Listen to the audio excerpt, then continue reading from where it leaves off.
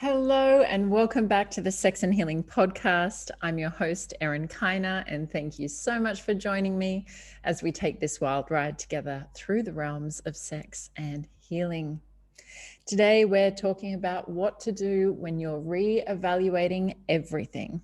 So, I've gone through a massive reevaluation in my personal life, and I asked on Instagram, anyone else feeling the same? Hundreds of you said yes. 100% of respondents said, yes, I'm reevaluating everything. So I was like, don't worry, I gotcha. Your girl has got your back.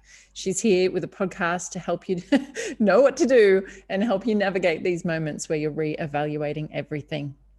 So just before we dive into it, I want to share something super exciting with you. I'm about to launch my free 5-day pleasure challenge. And as the universe will have it, this pleasure challenge is going to be happening when I am stuck in quarantine in Australia for 2 weeks. So there is no better time for me to be indulging myself in pleasure and to be leading you guys through it as well. So please come and join me for that challenge. It's absolutely free and all the details are in the show notes below. Of course, if you love this episode, then I ask that you share it with someone in your world, especially anyone that's reevaluating anything. I'd love if you subscribe so you don't miss an episode. And of course, tips, donations are never expected. They're never required, but even the smallest amount is extremely appreciated. And you can do so at paypal.me/sex and healing. I'll also let you know that we have a storm brewing here in Bali today, so you may hear the thunder in the background. I'm hoping to pump out these podcasts and be able to go for my walk before it starts raining, but we shall see. So hopefully that's not too distracting in the background. So in today's episode, I'm going to be sharing with you a little bit about my personal story, what I've been reevaluating this week, and then we're going to dive into exactly what to do if you are also in this space. So you can use the timestamps in the show notes. If you don't want to hear all the juicy details of my relationship, you can jump to the end of the episode where I'm going to be diving into the step-by-step process. Well, it's not exactly a step-by-step process, but with my hot tips on what to do. So feel free to jump ahead if you like, but if you're anything like me, you want to hear the juicy details. So what have I been reevaluating? The biggest change that has taken place in my life this week is that I have decided to step away from my relationship. So as you know, I was very invested in this relationship. It has had the most amazing transformative effect on me and my life. It created an amazing space for me to grow. And me being who I am, I'm extremely dedicated to growing. So I believe all relationships help us grow, and that's the point of them. And a relationship like this and a BDSM and DS relationship really does give you access into very deep, dark corners of our mind that we might not be able to access otherwise. So I was able to clear a lot of my stuff. I healed so much. I expanded so much. I unlocked so much of my sexuality, so much of understanding about my purpose and what I'm here to do on the planet, so much more personal power and confidence. And for that, I'm eternally grateful. To me, that is a successful relationship. I have him to thank for all of that, for standing by me and providing that space to grow. But what I'm also clear on is that I want my equal. And I want someone who is equally as dedicated to doing the work and someone equally as dedicated to showing up as their higher self 100% of the time, as I strive to do. So we came across a couple of circumstances with the poly nature of our relationship where we didn't share the same values. And I didn't agree with his choices. And some of his choices caused me a great deal of pain. And of course, we speak about it because we speak about everything. I made some suggestions on how we could repair and rebuild. I asked for a commitment around that, and that commitment was broken. And, you know, I have him to thank for this level of empowerment and how clear it was inside of myself to simply say, that's my line and I'm done. There wasn't a torturous suffering, I don't want to leave, but I should, or I should leave, but I don't want to, or I'm in and I'm out and I'm in. Like none of that was present. It really was one of the most empowered experiences that I've had in my life, of just being so clear on my own personal values and my own personal standards, and my willingness to walk away from what doesn't meet me, with the absolute knowing in my heart that I will be met in this lifetime and that I needn't settle. And that is so much of the message that I teach to others. So I'm grateful for this opportunity that I've had to really put that into action, and to see myself really upholding that level of self-worth and self-respect, despite a sense of pain and despite a sense of loss and a sense of betrayal of that broken commitment. But I'm just so fucking proud of myself. I can walk away from our relationship with my head held high and my heart open, and be so clear inside myself, knowing that I gave it everything and that I did my fucking best. And, you know, I've had a problem for the last 3 months in this relationship that I've worked my fucking ass off for. I have navigated so many of my own triggers around that. And at the end of the day, I'm still fucking triggered. And what I realized was I wasn't ever meant to be okay with that thing. That's Erin placing herself under super high expectations again. But I can't just eradicate the nature of my mind and be okay with everything. Yes, I had some personal stuff to clear around those triggers, and that's been hugely transformative, and I'm grateful for that. But at the end of the day, I'm still in disagreement with that. And I recognize now that it's because the difference between operating from our higher self and not operating from our higher self, and that's where my trigger lies, is that choices that are made from that level of consciousness, and choices that are made that impact me or break my trust at that level of consciousness, is absolutely how do I state that? It just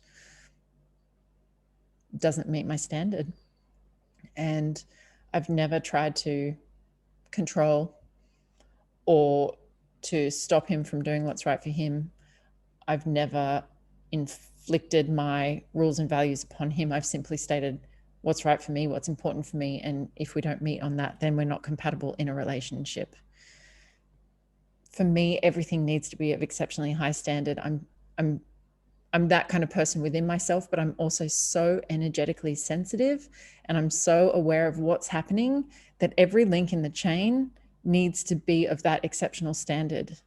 And if it's not, then I'm feeling that and I'm being impacted by that. That's a lot to ask of a partner. That's a big ask, that someone else maintains the same standards that I do, and a commitment to those standards. So another recognition that I had is just that my inclusive nature of everything, I mentioned this in the previous podcast episode as well, is that everything in my life is inclusive. This podcast is my journal. My sex life is my business. My clients are my friends, and my friends are my clients. My partner is part of my podcast. Like, everything in my life is inclusive. And if I had another partner, he would be part of that. And I would want that. And that's not how he operates. He compartmentalizes. And I'm not happy being sequestered into a compartment. And it's unsustainable for me because it's so unnatural. My true nature is to be inclusive. So I need to find relationships that are also inclusive. And, you know, all of these experiences give me this beautiful insight into myself. So my commitment is to be 100% of Erin 100% of the time, and strive to be my best 100% of the time.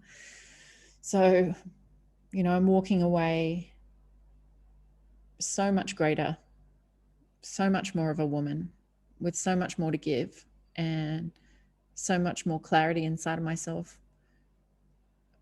An amazing expansion of my sexuality, an amazing expansion of my heart and my love, and really clear understandings of what I'm seeking, what I need, what my standards and what my values are. So I went around to have the conversation with him, and, you know, I want to end things equally as well. That's another podcast that I'll be doing. You'll be able to listen to that shortly after this one, about how to break up well. When my marriage ended, we had the same commitment. How can we finish strong? How can we do this as well as we do everything else? So keep an eye out for, or keep an ear out for that future episode. But the night after I had the conversation, I actually dreamt of snakes, and snakes have been a massive spirit animal in my life. They've shown up at the most crazy transformative times. And this snake curled up next to me like a cat. It was a giant python. Its head was the size of like a dog. It was that big. And it was so comforting. It was letting me know that shit is about to get real in my life. Massive transformation is ahead. And there was a comfort in that. There was a gentleness, like that the snake is my ally and it's beside me, and that these times of transformation are necessary. And no matter the pain that we go through, what's on the other side is worth it. So there is a space in my life for my equal. My heart isn't closed to the potential that he could fill that space, but I'm clear on what that space is, and I'm not willing to lower my standards around that. So by no means do I feel like this is the end of our journey together, but it's the end of relating in the way that we've been relating. I know I absolutely cannot get back into what we had. So we will see how that unfolds. But, you know, in the lead up, the day before this decision happened, I was feeling so weak and passive inside of myself. And when I spoke to my friends about it, that's how I described it. I was feeling weak and passive because I'm not the kind of person to sit back and just let these things happen to me. But I wasn't happy enough to really be in the relationship, and I wasn't unhappy enough to get out. I was neither in nor out, and I was in this middle space. And this is when I spoke on Instagram about reevaluating everything. I'm like, what the fuck? What do I do? It was clear that there was nothing to do yet, and that's such an awkward, awful position to be in. But what I realized was that that final thing needed to happen. I had an intuition that something was coming, or like I knew I was right on the cusp there, and that moment happened, and it just felt like a grain of sand, and the scales just so gently and calmly tipped, and my heart said, I'm done. So it was a beautiful moment to witness in that way, but the moments preceding it are unpleasant. And that is what today's episode is all about. What to do when we are reevaluating everything. So I want to share with you now what I believe are the 4 most important things to do when you're in this state of reevaluating everything. Number 1, you need to let go. You need to let go of absolutely everything, of all the ideas that you had, all the attachments that you have, all of your personal preferences, all of the future stories you've created. Anything that you are holding on to, you need to be willing to let go. Release your grip, and you need to come here back to the present moment. You know, when I think about my relationship, one of the biggest things that I have to grieve is the future story. I had created a vision of what my life was going to be like, and the experiences and the journey that we were going to take together, and the way we we're going to support each other in our lives. And, you know, I have to grieve that dream. I have to let go of that dream. I have to pull my energy back where I was investing. And, you know, right now we're in Corona times on the planet. This is an unprecedented time for us, for our generation particularly, to not be able to see the future, to have so much uncertainty, and uncertainty over such a long period of time. We can't rely on the future in the way that we have previously in our life. So we have to recognize that right now, at this time, when you're listening to this podcast, when I ask this question on Instagram, that our brains are functioning very differently from normal. We've been under this collective, long-term, chronic stress and uncertainty. And we as humans aren't really designed to function well like that. We are designed to function well with short-term stress, short-term and acute stress we can deal with, and then we come back to normal. These long stages of chronic stress, we know, create massive health implications for our species. When you look at primitive lives, it's not like that. Primitive tribes living close to the earth and living very harmoniously with nature don't experience chronic long-term stress. So we have been in this prolonged state of stress, and our brain is functioning differently. So many of us are scrambling for a sense of security that we have continued to push a little further into the future. We think things are going to normalize, and we're kind of hoping for things to normalize then, and then it gets pushed further away, and it gets pushed further away. So just be aware that at this moment in time, we do have this additional grasping in our mind because we are in such unnatural states. This is so unnatural for us. The majority of people are living unnaturally anyway. Modern day life is very unnatural. The levels of stress that people are normalizing is not great. And then we add a global pandemic to it. So if you're sensitive, you may also be picking up on everyone else's stress. If the pandemic has been affecting you personally, that adds additional stress. Even if, like me, you're living in a little bubble in Bali where there's some seeming sense of normality, I'm still very aware that the world is in this place, and any future plans that I had and the ability to go and see my family was hindered. Or, I've been a flight attendant. I had been a flight attendant for nearly a decade, and I was a nomad for 5 years. So personally, I had not been still for this period of time for nearly 20 years. I hadn't been through one season on the planet. And now I'm not saying that's normal either, but it's been a huge adjustment for me to actually be in the one place and have that sense of freedom taken away. So recognize that we're grasping a lot at the moment, and that any kind of sense of certainty we may have an additional grip around because of the collective uncertainty, and we need to be willing to let go. I know that we have personal preferences. I know that we want things to go our way. I know that we think that when that thing happens, things are going to get better. I know that we often think that if I could just achieve that, then that means something about me. We create so many stories around all of this, and we need to be willing to let it all go, because as long as we're grasping and trying to push for a certain future, or trying to orchestrate or control future outcomes, then we actually limit our ability to really see what's going on and to really see what spirit is directing or trying to create through us. So number 2, we then need to go internal. We need to really look long and hard and deep within ourselves. It's very easy, again, to avoid this inner work and to look outside of ourselves and to distract ourselves, but it is of utmost importance that we go internally and work out, what are my values? What do I want to create and why? What are my needs? What are my values? What are my standards? What are my not negotiables?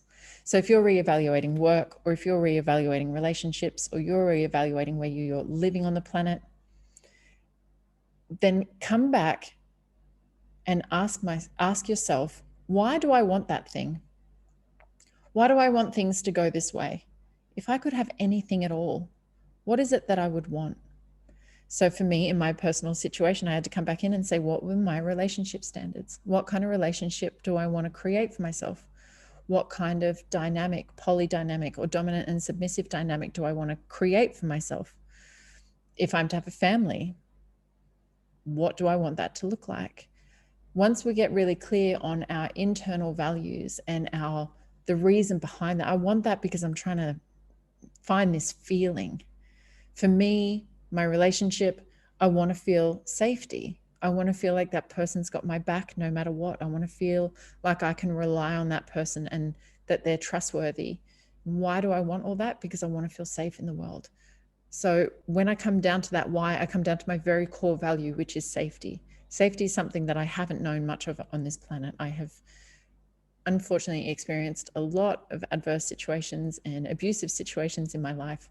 And certainly my early formative years, there was no safety to be found. So that has an impact on the brain, undoubtedly, that we carry into our adult years. So a lot of these things do form our values. So once I understand that I have a value and a need for safety, and I focus on creating that in my life, I create these standards in which I can apply to what's present or what opportunities are coming in and say, does that meet my standards? Is that actually what I want for myself?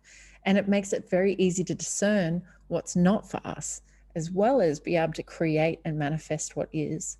When we focus on that feeling, and even if you're focusing on an external picture in your mind that brings you that feeling, that's what allows us to create the reality that we want. That's when the universe starts to fill in all the pieces, which brings me to number 3, which is to pray.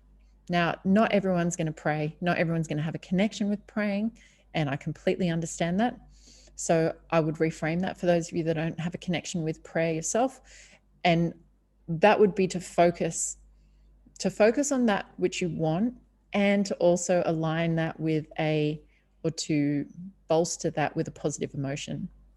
So for me, praying is an opportunity to find that sense of trust and surrender to a higher intelligence, whether that is my higher self, or whether that is God, or whether that is angels, or whatever anyone believes. Like, the principles of this point is that we can find that place where we feel connected to something that brings us a sense of trust and surrender, that allows us to let go even more deeply. It allows us to change our perspective.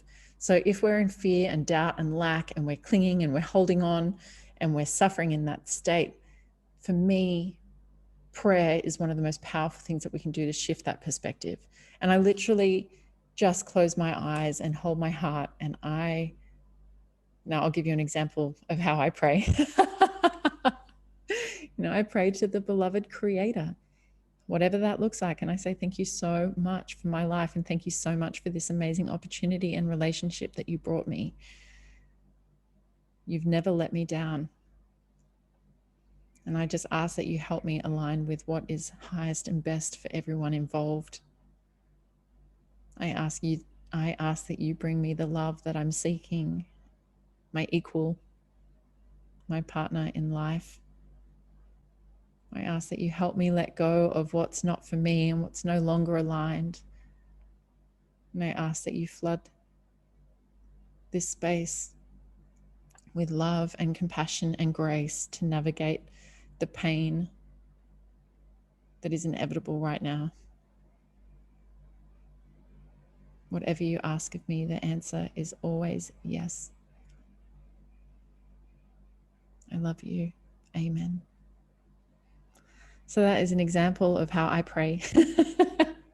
It's always just an opportunity to drop into my heart. And I often just start crying as soon as I go to that place. Because truly, God, the Creator, the infinite intelligence, my higher self, whatever it is, has never, ever let me down. Through my deepest pain, greatest hardships, the greatest sense of loss and letting go, have always led me ultimately to more love and more growth and more expansion and more rewards. And I've just learned time and time and time again, don't hold on, Erin. Don't hold on. You'll only suffer. You'll suffer. It's inevitable that things are going to get better. So with praying, that allows me to drop into that sense of trust. It also allows me to come back to the present moment and to go internal. So it kind of pulls it very powerfully and energetically right back here, right now, because in this present moment, everything's okay. So step number 4 is to be okay in the uncertainty.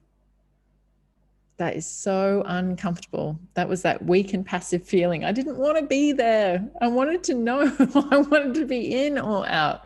I don't want to be in the uncertainty. None of us do. But we have to be okay being in the unknown. If we stay in the realm of the known, then we can only experience that which we've already experienced before. All good things do come from the unknown. We've been clinging for hope through this massive global crisis. Like what I'm talking about here is in my individual life, is that I know when chaos comes, that out of the chaos comes order. It's been proven to me time and time and time again. But also when we look at the most chaotic event in the known universe, which was the Big Bang, pristine fucking order came from that. And that's what's happening in our life too. So I'm seeing this play out on an individual and a collective basis. Like the planet is going through one of these moments of chaos, of destruction, of everything falling away in order for something so magnificent to come through it. So it's playing out in our individual lives as well. We've been using our individual lives to try and find this sense of hope while the planet is going through this bigger lesson, but it's being reflected on the macro and the micro. And if we can find that place inside of ourselves where we're okay to surrender, where we're so clear on who we are and what we want, and we can let go of all of those ideas and attachments and preferences, then the universe works the most miraculous magic, and it rearranges the parts of your lives in a way that you could never have done on your own, to create something beyond what you could even imagine right now. Why would we want to do it ourselves? Why would we want to be in control and moving the little pieces of our life when we could let go and allow a far greater intelligence to be creating things far beyond the capacity that we could? Man, why would we want to control when we could trust instead? That is the opposite of control. Trust.